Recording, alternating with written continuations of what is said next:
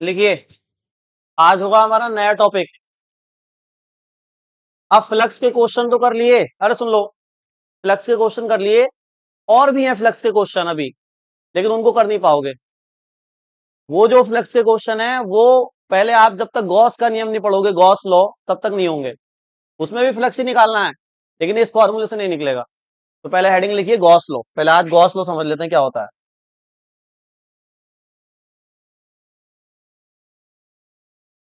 Gauss law भी बोलते हैं इसको, गॉस थ्योरम भी बोलते हैं, थ्योरम।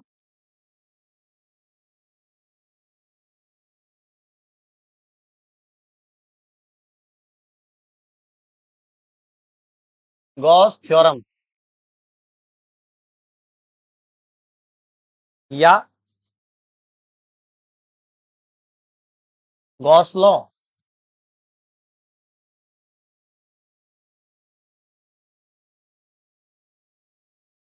गॉस थ्योरम या गॉस लॉ।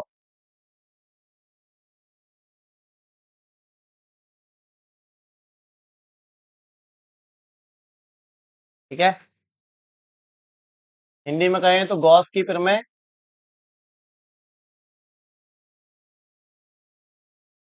गॉस की प्रमेय या गॉस का नियम, एक ही बात है। गॉस का नियम। हाँ, फूटेगी।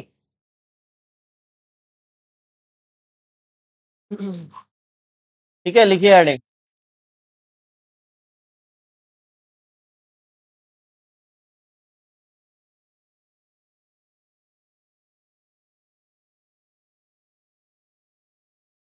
नया टॉपिक होगा, हेडिंग लिखिए गॉस लॉ या गॉस थ्योरम। इधर मेरी सुनेंगे जरा। जो गॉस नाम है ना, वो साइंटिस्ट का नाम है। गॉस ने क्या किया, बहुत ही सिंपल सी बात बताइए, 2 लाइन में बात खत्म हो जाएगी। सबसे पहले मैं इनकी बात ही बताऊंगा कि कहना क्या चाह रहे हैं। गॉस का नियम तब समझ में आता है जब फ्लक्स समझ में आ जाता है। इससे पहले इसलिए फ्लक्स पढ़ाया गया है। फ्लक्स क्या होता है? किसी भी सरफेस से जितनी इलेक्ट्रिक फील्ड लाइन क्रॉस करती है परपेंडिकुलर, उसको बोलते हैं फ्लक्स। कैलकुलेट करने का भी एक प्रॉपर मेथड बताया है फ्लक्स के। कैसे फ्लक्स को कैलकुलेट करना है? तो आपको इलेक्ट्रिक फील्ड लेनी है, जहां पे भी इलेक्ट्रिक फील्ड है। प्लेट का एरिया लेना है, जो भी प्लेट है। और थीटा, अगर एंगल है तो कॉस थीटा लेना है। इस फॉर्मूले से आप इलेक्ट्रिक फ्लक्स कैलकुलेट करते हैं। ये मेथड है, ये फॉर्मूला है फ्लक्स निकालने का। ठीक है। गॉस ने क्या कहा कि यार ये जो मेथड है ना फ्लक्स निकालने का, ये बहुत बड़ा मेथड है। इसमें आपको इलेक्ट्रिक फील्ड लेनी पड़ती है, एरिया निकालना पड़ता है, एंगल देखना पड़ता है, और फिर मल्टीप्लाई करनी पड़ती है, तब फ्लक्स निकल के आता है। मैं एक शॉर्टकट बताऊंगा फ्लक्स निकालने का। फ्लक्स कोई निकाल रहे हैं ये भी, कह रहे हैं मैं निकालूंगा शॉर्टकट से। जैसे कोई बड़े मेथड का शॉर्टकट होता है ना, ट्रिक होती है, ट्रिक। गॉस लॉ ट्रिक है। किसको निकालने की ट्रिक है? फ्लक्स को निकालने की। यानी जहां आप फ्लक्स इस फॉर्मूले से निकाल रहे थे, इससे भी एक बहुत ही छोटा फॉर्मूला बता दिया गॉस ने। और इस फॉर्मूले से जो आंसर आएगा और गॉस की ट्रिक से जो आंसर आएगा, वो मैच कर लेना, बिल्कुल सेम होगा। ठीक है। तो पहले हम समझते हैं कि गॉस ने वो बताया क्या, क्या ट्रिक है, वो फॉर्मूला है क्या। लेकिन फिजिक्स में जब कोई भी बात बताई जाती है तो बिना प्रूफ के उसको माना नहीं जाता है। अब गॉस ने ट्रिक बता तो दी, लेकिन जब तक वो ट्रिक प्रूफ नहीं होगी, तब तक उस ट्रिक को यानी उस तरीके को हम नियम नहीं कह सकते। लॉ तभी कहा जाता है जब एक्सपेरिमेंट से या मैथ से वो प्रूफ हो जाती है बात। 2 तरीके हैं प्रूफ करने के, या तो एक्सपेरिमेंट से प्रूफ कर दो, या फिर अगर एक्सपेरिमेंट से नहीं कर पा रहे हो तो मैथ से प्रूफ कर दो, क्योंकि मैथ कभी भी गलत नहीं होती है। मैथ जो रिजल्ट बताती है वो 100% करेक्ट होता है। ठीक है। आइंस्टीन का नाम सुना है? नहीं सुना? एल्बर्ट आइंस्टीन का नाम लगभग सबने सुना होगा। एल्बर्ट आइंस्टीन के टाइम पे उन्होंने अपनी जो इक्वेशन दी, इतनी बड़ी बड़ी बातें बता दी जिनको एक्सपेरिमेंट से प्रूफ ही नहीं किया जा सकता था। ठीक है। जैसे उन्होंने बताया अपनी इक्वेशन सॉल्व करके कि स्पेस में ब्लैक होल होंगे। ब्लैक होल समझते हो? अंतरिक्ष में एक ब्लैक होल होगा। अब उस समय तो चांद तक ही नहीं गया था कोई, अंतरिक्ष में कहां से, बहुत बड़ी बात है। लेकिन उन्होंने अर्थ पे बैठे बैठे मैथ की इक्वेशन सॉल्व करके बता दिया कि स्पेस में ब्लैक होल होंगे, होने पड़ेंगे, वरना मेरी इक्वेशन मैथ की गलत हो जाएगी। आज हमें पता चला कि स्पेस में ब्लैक होल होते हैं। आइंस्टीन ने इतने पहले बता दिया, जबकि स्पेस में भी नहीं गया था कोई। तो वो कैसे बताया? मैथ की इक्वेशन सॉल्व करके। तो मैथ की पावर ये होती है, देख लो अब आप, मैथ्स ने एक बार किसी रिजल्ट को प्रूफ कर दिया तो वो 100% प्रूफ है। एक्सपेरिमेंट तुम बाद में करते रहो जब करना है, एक्सपेरिमेंट से सही आ जाएगा। बात समझ में आ गई? तो दो मेथड होते हैं प्रूफ करने के, या तो एक्सपेरिमेंट से प्रूफ करो या मैथ से प्रूफ करो। गॉस के नियम को भी हम मैथमेटिकल इक्वेशन लेके प्रूफ करेंगे, यानी मैथ से प्रूफ कर देंगे। पहले समझ तो लें है क्या, पहले गॉस का नियम समझते लो कि ट्रिक है क्या, वो ट्रिक क्या है फ्लक्स निकालने की, पहले उसको समझ लेते हैं। तो आप पहले हेडिंग लिखिए स्टेटमेंट, कि गॉस ने बताया क्या, स्टेटमेंट, फिर मैं इसको प्रूफ कराऊंगा। और दोनों ही स्टेटमेंट और प्रूफ दोनों एग्जाम में आते हैं 100%। आप टिक कर लें इसको, लिखिए स्टेटमेंट।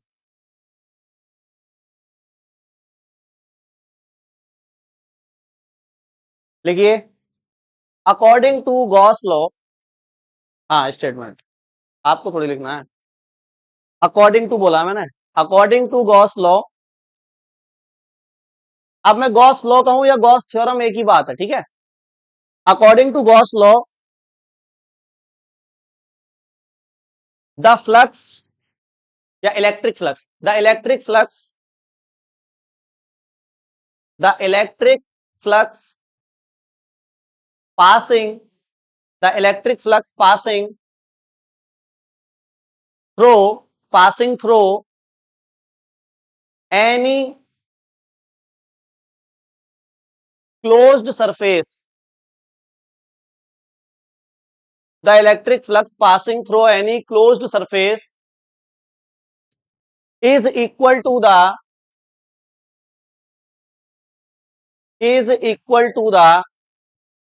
क्या आगे ये लिखना है, देखो, इज इक्वल टू द 1/एप्सिलॉन नॉट, ये लिखना है आपको लैंग्वेज में ही, इज इक्वल टू द 1/एप्सिलॉन naught times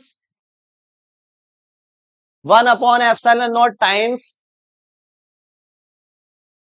of the charge of the charge of the charge enclosed by the surface। अभी तो जैसा बोला वैसा लिख लो बस, of the charge enclosed by the surface, of the charge enclosed by the surface। अभी मैं फॉर्मूला बताऊंगा क्या है, हिंदी में लिखिए। गॉस के नियम के अनुसार, गॉस के नियम के अनुसार किसी भी बंद पृष्ठ से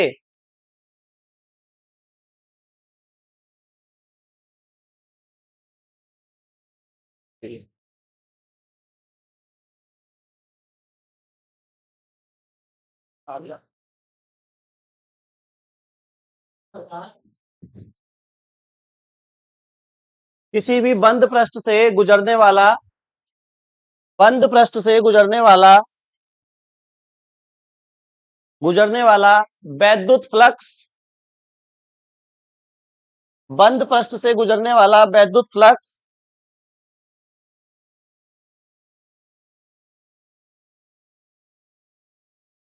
पृष्ठ के भीतर, पृष्ठ के भीतर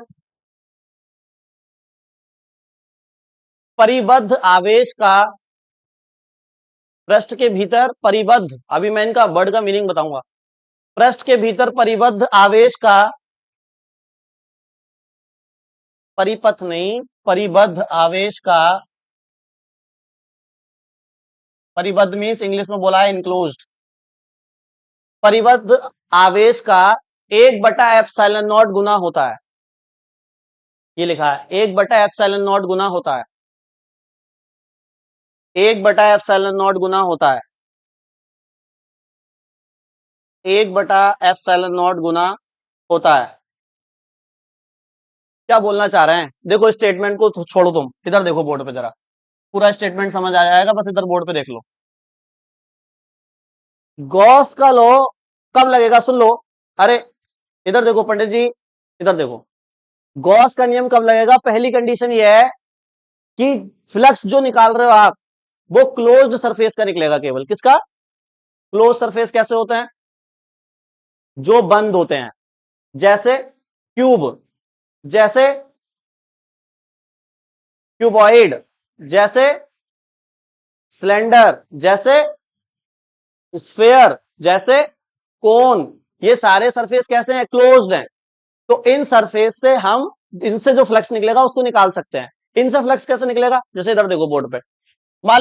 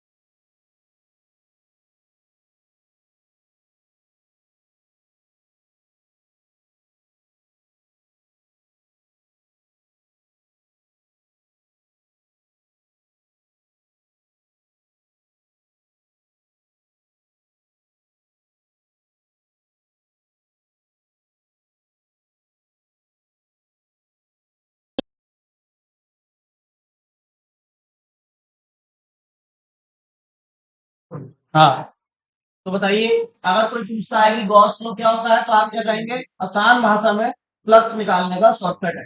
फ्लक्स निकालने का क्या है? कैसे शॉर्टकट है? कि भाई अगर कोई क्लोज्ड सरफेस है, मतलब बंद सरफेस है, जैसे क्यूब हो गया, क्यूबॉइड हो गया, स्फेयर हो गया, सिलेंडर हो गया, कोन हो गया, और उसके अंदर कोई चार्ज है, तो चार्ज की इलेक्ट्रिक फील्ड निकलती है, सरफेस को कट करेगी, तो बनेगा फ्लक्स। इस फ्लक्स को निकालने के दो तरीके हैं। एक तो बड़ा वाला मेथड है ये वाला, कि फ्लक्स कैसे लगाओगे आप? इंटीग्रेशन निकालोगे, फिर P D A cos theta ये निकालोगे। लेकिन गॉस ने इस फ्लक्स को निकालने का क्या बताया है? शॉर्टकट। और वो शॉर्टकट क्या है? कुछ नहीं करना है आपको, जो भी चार्ज अंदर बंद है इसको लिखो और मल्टीप्लाई करा दो 1/, एप्सिलॉन नॉट। एप्सिलॉन नॉट क्या होती है? Permeability of free space. इसकी वैल्यू हम जानते हैं 8.85 10 की पावर माइनस के, फिक्स रहेगी हमेशा। ठीक है, ये याद करनी है आपको वैल्यू। बस जो भी चार्ज अंदर बनता है उसको लिखना है। तो गॉस लॉ क्या हुआ कि भाई फ्लक्स निकालने का एक तो ये बड़ा मेथड है, और ये इससे जो आंसर निकालोगे और इससे जो आंसर आएगा वो क्या आएगा? सेम आएगा। तो हम इससे निकालेंगे ना फिर, तो यही गॉस लॉ है। लेकिन ये बात तो इन्होंने बता दी, हमें कैसे पता कि ये आंसर सही आएगा गलत आएगा? तो हमें इसका क्या चाहिए? प्रूफ चाहिए कि ये वाली बात इस बात के बराबर है भी या नहीं। तो मैं क्या करूंगा? देखो प्रूफ कैसे कर रहे हैं, देखो समझो, बहुत आसान तरीके से कर रहे हैं। मैं क्या करूंगा? ऐसे करके एक सरफेस बनाऊंगा, उसके अंदर एक चार्ज लूंगा, और इस वाले फॉर्मूले से, जो बड़ा मेथड हमने पढ़ा था पीछे, बड़े वाले मेथड से आंसर निकालूंगा। और बड़े वाले मेथड से आंसर निकालते निकालते निकालते निकालते लास्ट में अगर यही आ गया, फिर इसका मतलब क्या है? या तो यही लगा लो या इससे निकाल लो।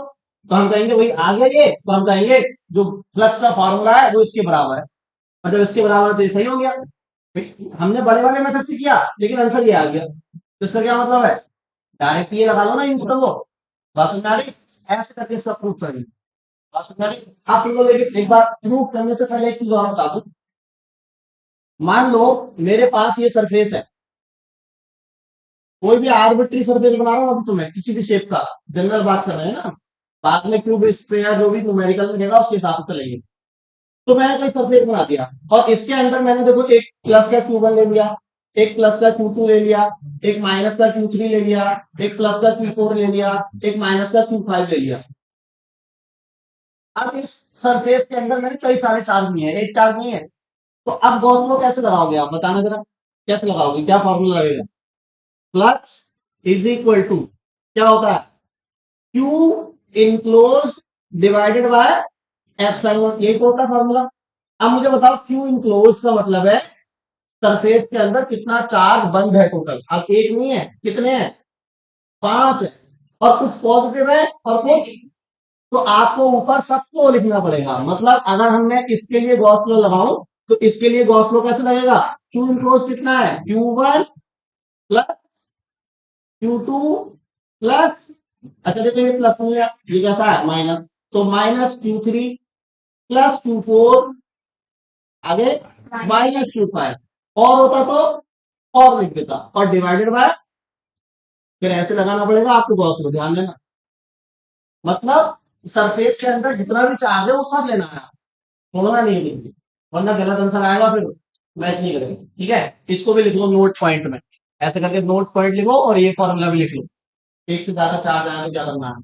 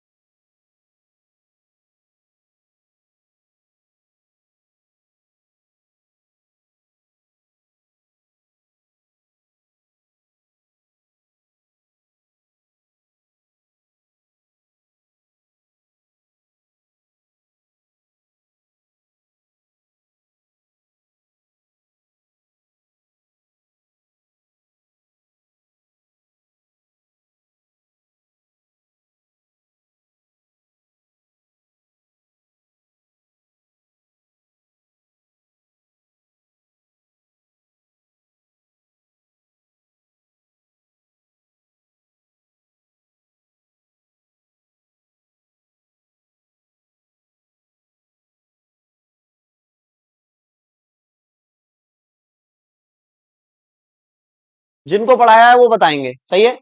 तो अब हम इसका फ्लक्स निकालना चाह रहे हैं पूरे सरफेस से, और पूरे सरफेस से फ्लक्स निकालने का तरीका है फ्लक्स का फॉर्मूला, इंटीग्रेशन वाला। इंटीग्रेशन वाला क्यों लगा रहे हैं पंडित जी? क्योंकि एरिया टेढ़ा मेढ़ा है, टेढ़े मेढ़े एरिया के लिए इंटीग्रेशन वाला फॉर्मूला लगता है, और एरिया सही हो, जैसे प्लेट हो, स्क्वायर हो, जैसे कल करा था, तो उसके लिए ई ए कॉस थीटा चल जाता है। बात समझ में आ गई?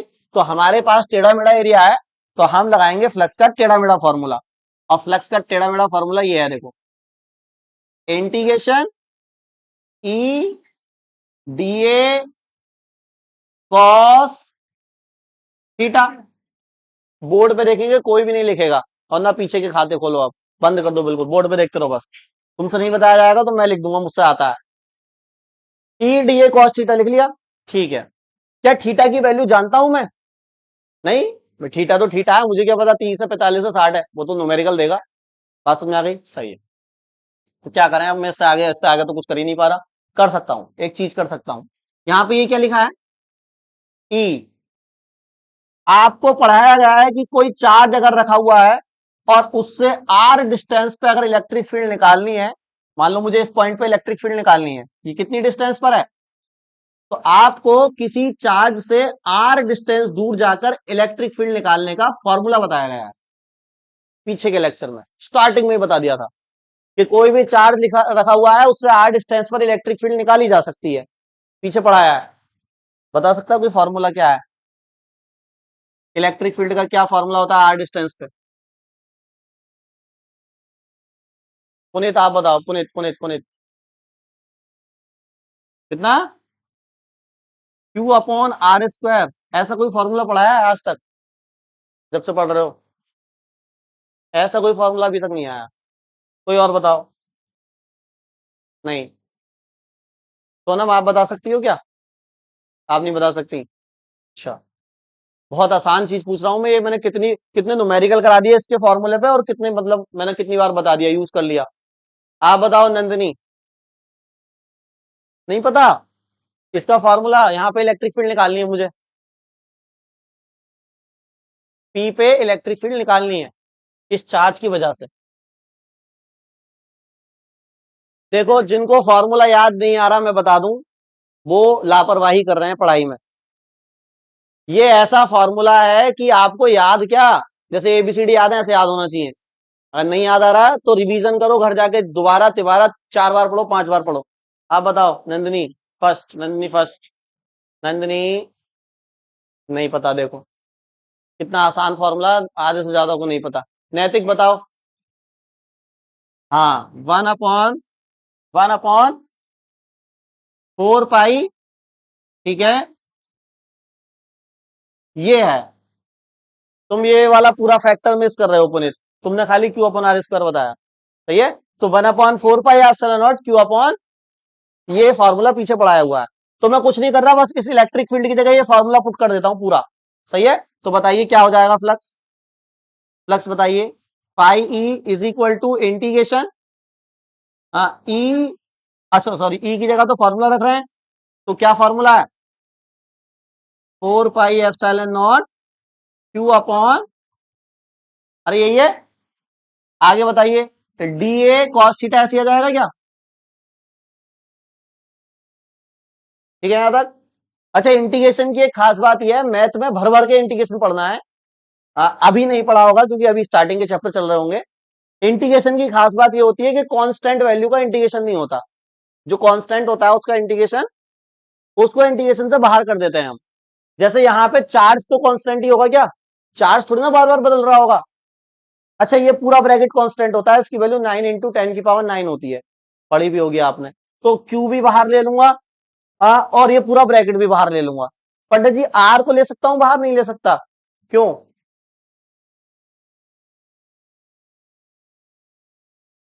इसको देख के बताओ, यहां पे आर कांस्टेंट है या अलग अलग है? बताइए। अगर आर कांस्टेंट है तो आर भी बाहर आ जाएगा। हाँ, कैसे?